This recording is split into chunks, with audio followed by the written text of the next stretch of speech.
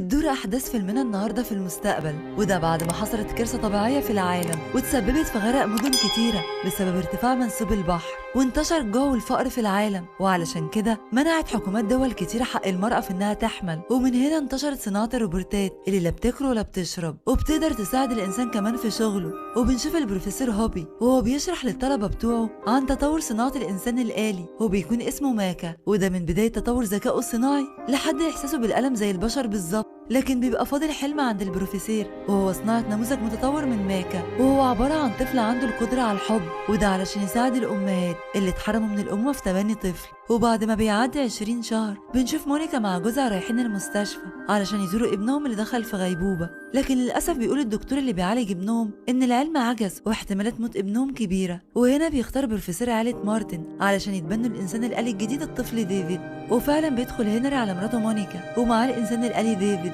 اللي بيقابلها بابتسامة، لكن مونيكا بتعترض على فكرة تبني طفل آلي كبديل لابنها، وبتطلب منه انه يرجعه للشركة على الرغم من ترددها واحساسها انه طفل حقيقي مش زي اي روبوت من ماكا. وبتبدأ تراقب ديفيد وبتكون قلقانة وخايفة، وبيشرح لها هنري بروتوكول عاملاه الشركة في حالة موافقتها على التبني، لكن بيقول لها ان اذا وافقت مش ممكن يتلغي من عقل الروبوت، والبروتوكول ده عبارة عن مجموعة من الكلمات بتقولها لديفيد وتفعل بيها خاصية حب الابن لأمه، وانها في حالة الاستغناء عنه هترجعه للشرطة وهيعدموه. لكن مونيكا بتكون خايفة تتعامل مع ديفيد علشان ما ترتبطش بيه وتحبه. وعلى الغدا بيقعد ديفيد معاهم وبيشوفهم هما بياكلوا وبيحاول يقلدهم وبيعمل نفسه بياكل زيهم لانه طبعا روبوت وما يقدرش ياكل. وبتبتدي مونيكا تقرب من ديفيد وتحبه، وتقرر انها تفعل البروتوكول وتقول له كلمات الاوامر واللي هتفعل بيها خاصية حبه ليها. وفعلا بعد ما بتفعل البروتوكول بيتعلق ديفيد بمونيكا زي الابن مع امه بالظبط. وفي يوم بتجهز مونيكا للخروج مع هنري وهتسيب ديفيد لوحده، لكن بيصعب عليها وبتقرر تنزله روبوت الدب اللي بيكون اسمه تيدي، والروبوت ده كان بتاع ابنها مارتن زمان. وبيستغرب هنري وبيخاف من شدة تعلق مونيكا بديفيد. وفي يوم بيتصل هنري بمونيكا وبيقول لها ان في مفاجأة حصلت، وبيبلغها ان مارتن فاق من الغيبوبة وبيرجع معاه البيت. وبيبدأ مارتن يسأل ديفيد عن أحاسيسه كروبوت وإمكانياته، وإنه مش بشري ومش حقيقي زيهم، وإنه مصنوع من مهارة عالية جدا. وبيطلب مارتن من مامته إنها تحكي لديفيد حكاية العروسة المصنوعة من الخشب اللي بيكون اسمها بيونكو. وفعلا بتحكي له حدوتة الجنية الزرقاء اللي قدرت تحول بيونكو العروسة لطفل بشري. وعلى الغدا بيستفز مارتن ديفيد وبيحاول ديفيد يقلده ويبتدي ياكل فعلا، لكن مونيكا وهنري بيمنعوه عن الاكل لحد ما يقف وما يشتغلش، وبيودوه شركة علشان يصلحوه وبيرجعوا بيه تاني البيت. وبالليل بينصح مارتن ديفيد ان لو عايز مونيكا تحبه وتفضل معاه يقص خصلة من شعرها ويحتفظ بيها. وفعلا بيدخل اوضة مونيكا وهي نايمة بالليل وبيحاول يقص خصلة من شعرها، لكن بتصحى مونيكا وهنري وبيلاقوه ماسك المقص في ايده وبيتخضوا وبتقع الخصلة من ايده وبياخدها الدب. وهنا بيقول ديفيد لمونيكا انه عمل كده عشان عاوزها تحبه على طول. وتاني يوم بيحضروا لعيد ميلاد مارتن اللي بيكون على حمام السباحة، وبيحذر هنري مونيكا من مشاعر ديفيد وبيقول لها ان اللي خلاه يقدر يحب بالشكل ده ممكن برضه يخليه يعرف يكره، لكن مونيكا بتدافع عنه. وهنا بيقرب اصحاب مارتن من ديفيد وبيكونوا مستغربين منه، وواحد منهم بيغرس فيه سكينة فبيتألم ديفيد وبيخاف وبيمسك في مارتن وبيتحمى فيه وما بيرضاش يسيبه، وبيقعوا هما الاتنين في حمام السباحة. وعلى اخر لحظة بينجح هنري انه ينقذ مارتن من ايدين ديفيد ومن الغرق في حمام السباحة. وبعد الحادثة دي بتروح مونيكا لديفيد اللي بتلاقيه كاتب كلام عن حبه ليها وكمان حبه لمارتن، فبتعيط مونيكا وبتقول انها هتاخده في فسحة طول اليوم. وبتاخد مونيكا ديفيد بعربيتها وبتعيط وبتدخل بيه للغابة وبتسيبه هناك مع تيدي. وهنا ديفيد بيترجى مونيكا انها ما تسيبوش وبيعتذر لها على كل تصرفاته، لكن مونيكا بتعيط وبتحذره انه ما يروحش تجاه الشركة وبتسيبه وبتمشي. وهنا بيظهر روبوت عاشق وبيكون مصنوع مخصوص لتبادل الحب مع الستات وبيكون اسمه جو، وبيتورط في جريمة قتل ما ارتكبهاش فبيضطر للهروب قبل ما الشركة المصنعة تقبض عليه. وفي الغابة بيكون ديفيد تايه وبيحاول يلاقي طريق يرجع بيه لبيته، وفجأة بيشوف عربية مخلفات وبترمي بقايا روبوتات بايظة وبتمشي، وبيتلم على المخلفات دي مجموعة من الروبوتات، وده علشان يلاقوا قطع غيار سليمة بدل القطع اللي بايظة عنده. وبيظهر جو روبوت العاشق والقمر من وراه، لكن القمر ده بيطلع عبارة عن منطاد لمجموعة من المطاردين واللي بيدمروا الروبوتات في ملاهي اسمها فلاش. فبتهرب الروبوتات كلها من الخوف وتيدي بيقول لديفيد يهرب بسرعة، وبتبتدي المطاردة لحد ما ينجحوا انهم يقبضوا عليهم، وبيجمعهم كلهم في شبكة وبيقع منها الدبدوب تيدي، وبيروح المنطقة على ملاهي فلاش، وبيتجمع البشر على حلقة لتدمير الروبوتات، وبيروح تيدي علشان يلحق ديفيد وينقذه. وهنا بيكون ديفيد والروبوتات في قفص، وبيستنوا دور كل واحد فيهم علشان يروح الحلبة، وهناك هيتم اعدامه وسط احتفال من البشر، وده لانهم معترضين ان الانسان الآلي ممكن يبقى بديل ليهم، وانه في يوم من الايام هيورث البشرية ويفنيهم.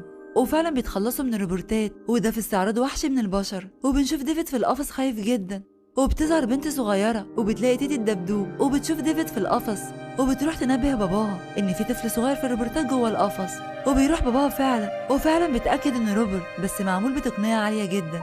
وهناك بيختلف مع مديره في اعدام ديفيد، وبيعرضوا ديفيد على الناس، لكن الناس ما بتصدقش انه روبوت، وبيكونوا شايفينه طفل حقيقي، وبيبداوا يضربوا المدير وبيوصفوه بالوحشية وانه هيقتل طفل صغير. وهنا بيهرب ديفيد وجو تيدي، وبيكون بروفيسور هوبي بيتابع اخباره وبيدور عليه، وبيوصلوا الغابه، وبيحكي ديفيد حكايته لجو وانه عايز يرجع لبيته تاني، بس بعد ما يلاقي الجنيه الزرقاء واللي هتحوله لطفل بشري ويخلي مونيكا تحبه. فبيقولوا على مدينه يلاقوا فيها الجنيه الزرقاء لكنها بعيده شويه ولازم يركبوا علشان يوصلوا لها، وفعلا بيبداوا الرحله وبيركبوا العربيه مع مجموعه من الشباب، وجو بيقول له انهم علشان يوصلوا للجنيه الزرقاء لازم يسالوا دكتور نو.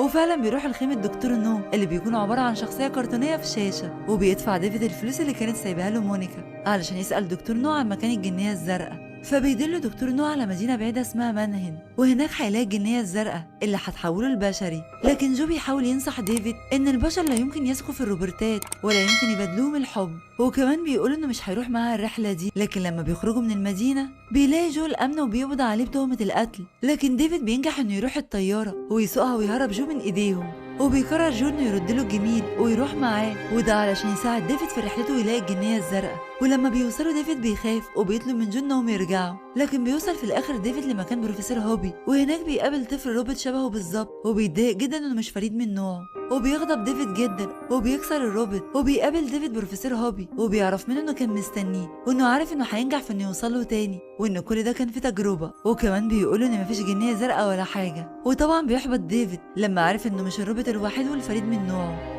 وبيقرر ديفيد انه يرمي نفسه من فوق ناطحه سحاب، لكن في اخر لحظه بينقذه جو من اعماق البحر. ولما بيطلع ديفيد بيقول لجو انه شاف الجنيه الزرقاء في اعماق البحر، وبيقبض الامن على جو، وبينزل ديفيد لاعماق البحر وبيلاقي تمثال الجنيه الزرقاء، وبيطلب منها انها تحوله لبشري، وبيفضل يلح في طلبه، وبتعدي الايام والشهور والسنين وديفيد قدام الجنيه الزرقاء وبيطلب منها انها تحوله لطفل بشري، وبيعدي 2000 سنه كامله على ديفيد لحد ما بيغطيه الجليد وبيتحول لانقاض وبيختفي البشر تماما، وبتعيش كائنات فضائيه على كوكب الارض، وبيقدروا يلاقوا مركبه ديفيد وبيجددوا الطاقه بتاعته. وبيقوم ديفيد من نومته بعد 2000 سنه وبيتجمع الكائنات الفضائيه حواليه وبياخدوه لمعملهم، وهنا بيقولوا ان الروبوت ده هو اللي هيدلهم على التاريخ البشري اللي اختفى، وفعلا بيقدروا يقروا افكار ديفيد وبيعرفوا موضوع الجنيه الزرقاء وانه عايز يقابل مامته مونيكا، لكن زعيم الفضائيين بيقول له انه علشان يرجع له مامته لازم يكون في حاجه فيها الحمض النووي بتاعها. وهنا بنشوف تيدي وهو بيطلع من جيبه خصلة الشعر اللي قصها ديفيد من شعر مونيكا، وبياخد الفضائيين خصلة الشعر، وبيرجع الفضائي وبيقول لديفيد